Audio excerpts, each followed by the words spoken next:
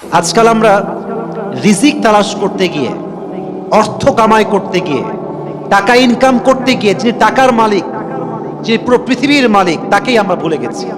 রিজিক অন্বেষণ করছি হারাম ভাবে, সুদ খেয়ে, ঘুষ খেয়ে, ডাকাতি করে, চুরি করে। এই জন্য কবি বলেছেন যে লোক ভুল গয়ে ফিক্রে রোজি মে রজ্জাক কো, খেয়ালে রিজক হে মগর রজ্জাক কা খেয়াল নেই। মানুষ রিজিক তালাশ করতে গিয়ে রাজ্জাককে ভুলে গেছেন।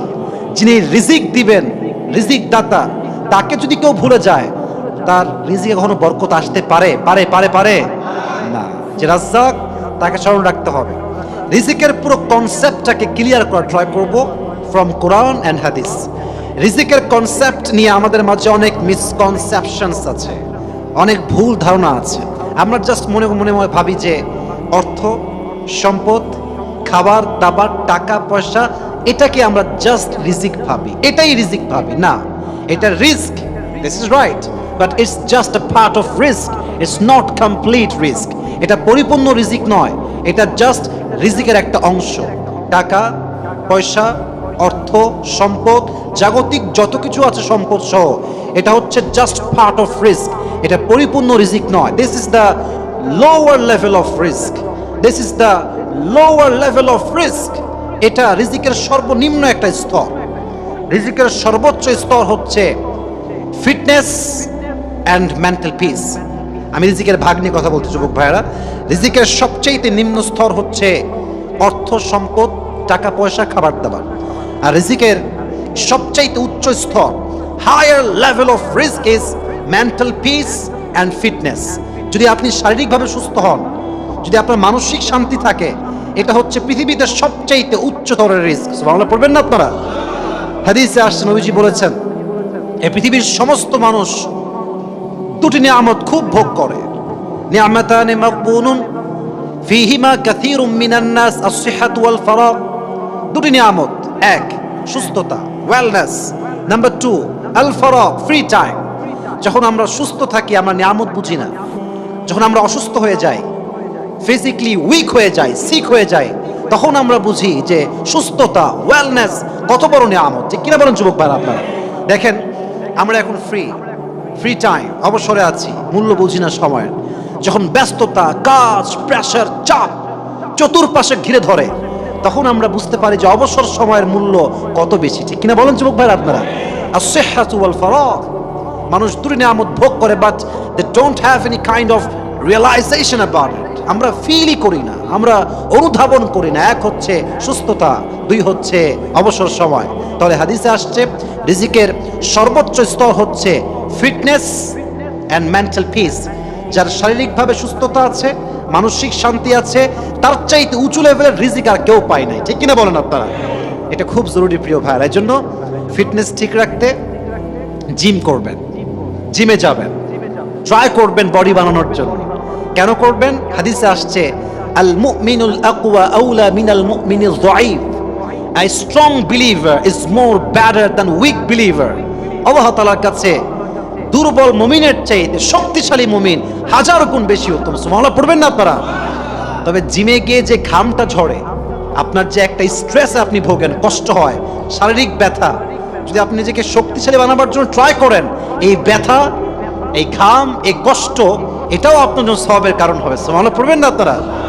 So keep trying, keep going and keep trying to make your body amazing. আল্লাহ আমাদেরকে তৌফিক দান করুন। সকলেই পড়ুন আমিন। এটা হচ্ছে রিজিকের সর্বোচ্চ স্তর, fitness and mental peace. Number three, রিজিকের সবচাইতে উত্তম স্তর হচ্ছে পায়াস ওয়াইফ অ্যান্ড চিলড্রেন। কথাগুলো মনোযোগ দিয়ে শুনবেন, এটা আপনার জীবনে অনেক বড় পরিবর্তন আনবে ইনশাআল্লাহ।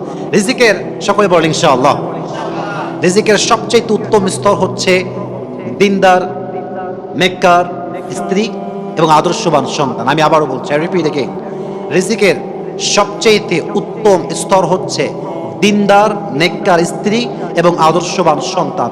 Pious wife and children. যার জীবনে আদর্শবান স্ত্রী আছে, উত্তম স্ত্রী আছে, চরিত্রবান স্ত্রী আছে, নেককার স্ত্রী আছে, খোদার কসম, ওয়াল্লাহি, আল্লাহর কসম করে বলতে পারে, তার জীবনে সে কোনো কিছু না পেলেও এটা যে সে পেয়েছে, এটাই তার সবচাইতে বেশি শুকরিয়া করা দরকার। ঠিক কিনা বলেন যুবক ভাইরা? তবে হ্যাঁ, অনেকে এত বড় নিয়ামত পেয়েও কদর করতে পারে না। দেখবেন অনেক লোক আছে, অনেক কাজ করে, জব, বিজনেস, বাইরে ঘোরাফেরা, বন্ধুর সঙ্গে আড্ডা, সাইকেলিং, বাইকিং, কার ড্রাইভিং করছে, সব করে, বাট বইয়ের জন্য সময় পায় না। বড় আফসোস এটা। রিজিককে যে মূল্যায়ন করে না, রিজিকের কদর যে করে না, তার রিজিক তার কাছে বেশি দিন থাকে না। এই জন্য আমরা মাঝে মাঝে বলি না যে দাঁত থাকতে দাঁতের কদর করো, ভেঙে পড়ে গেলে কিন্তু কদর করে আর কোনো লাভ হবে না। এবং আমার কাছে মনে হয় যে আপনার তো গ্রেটফুল হওয়া উচিত, আপনার তো শুকরিয়া করা উচিত যে আপনার বউ আপনার কাছে সময় চেয়েছে, জাস্ট সময় চেয়েছে। She is asking just for time and nothing else. আপনার তো খুশি হওয়া দরকার যে আমার বউ আমার কাছে ঢাকার গুলশানে ফ্ল্যাট চায় নাই, BMW চায় নাই, মার্সিডিজ চায় নাই, iPhone 15 Pro Max চায় নাই, আমার বউ আমার কাছে সময় চায়। আর আমি যদি পুরুষ আমার বউকে সে সময়টা না দিতে পারি, কিয়ামতের দিন আমি জবাব দিব কি আল্লাহর কাছে? এই জন্য প্রিয় ভাইয়েরা, রিজিকের মূল্যায়ন করতে হবে। রিজিকের মূল্যায়ন যে করে না, তার রিজিক বেশি দিন টিকসই হয় না। ঠিক কিনা বলুন যুবক ভাইয়েরা? টিকসই করতে চাইলে আমরা রিজিকের মূল্যায়ন করবো। রাজি আছেন তো ইনশাআল্লাহ? তো রিজিকের সবচেয়ে উত্তম স্তর হচ্ছে পায়াস ওয়াইফ অ্যান্ড চিলড্রেন, এবং এটাকে পাওয়ার জন্য সবাই দোয়া পাঠ করবেন। আমি শিখাই দিচ্ছি, সবাইকে শেখাচ্ছি, সবাই পড়বেন, সকলেই পড়েন। রব্বানা, মাশাআল্লাহ, জোরে বলেন আবার, রব্বানা হাব লানা মিন আজওয়াজিনা ওয়া যুররিয়াতিনা কুররাতা আয়ুন। মাশাআল্লাহ, এই দোয়াটা যে বেশি বেশি পাঠ করে, আল্লাহ তাকে নেককার সন্তান এবং দিনদার স্ত্রী দান করে। সুবহানাল্লাহ পড়বেন না তো সবাই? তো রিজিকের সবচেয়ে উত্তম স্তর হচ্ছে পায়াস ওয়াইফ অ্যান্ড চিলড্রেন, উত্তম জীবন সঙ্গিনী এবং আদর্শবান সন্তান আমাদের সবাইকে দান করুন। আমিন। এবার আসুন রিজিকের সবচেয়ে প্রশস্ত স্তর কি?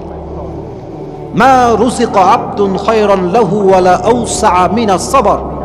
হাদিসে আসছে, নবীজি বলছেন, যে বান্দা ধৈর্যশীল, যেই বান্দাকে আল্লাহ সবর দিয়েছেন, তাকে আল্লাহ তাআলা রিজিকের সবচেয়ে প্রশস্ত স্তর দান করেছে। বলেন সুবহানাল্লাহ। যদি আপনার কাছে সবর থাকে, ধৈর্য থাকে, in every kind of circumstance, if you are patient, then Allah subhanahu wa ta'ala has given you a wide rizq. যদি আল্লাহ আপনাকে ধৈর্যশীল বানায়, আপনি বুঝবেন যে আল্লাহ তাআলা আপনাকে রিজিকের সর্বোচ্চ প্রশস্ত স্তরে পৌঁছে দিয়েছে। সুবহানাল্লাহ পড়বেন না আপনারা সবাই? হাদিসে আসছে রিজিকের সবচেয়ে প্রশস্ত স্তর হচ্ছে সবর, ধৈর্য। ধৈর্য মানে কি? Patience. It includes aspects of being self-disciplined, remaining spiritually steadfast, and especially showing fortitude when faced with adversity or setbacks. সবর মানে হচ্ছে নিজেকে দৃঢ় রাখা, আধ্যাত্মিকভাবে অবিচল থাকা, মানসিকভাবে শক্তিশালী হওয়া। আরে যা হয়ে যাক আমার জীবনে, যত কষ্টই হোক, যত দুঃখ হোক, যত প্যারাই হোক না কেন, আমি বলবো যদি আল্লাহ আমাকে দিয়ে খুশি হয়, আমি বান্দা হিসেবে এটা পেয়েই খুশি। ঠিক কিনা বলেন যুবক ভাইরা? This is called sabr, and sabr is about tightening your bond and relationship with Allah subhanahu wa ta'ala when you feel so pain, when you are struggling a lot, when you are facing so many problems in your life. নিজের জীবনের সবচেয়ে কষ্টের মুহূর্তে রবকে স্মরণ করা, রবের সঙ্গে সম্পর্ক শক্ত করা, এটাই হচ্ছে ধৈর্য। সুবহানাল্লাহ পড়বেন না আপনারা সবাই?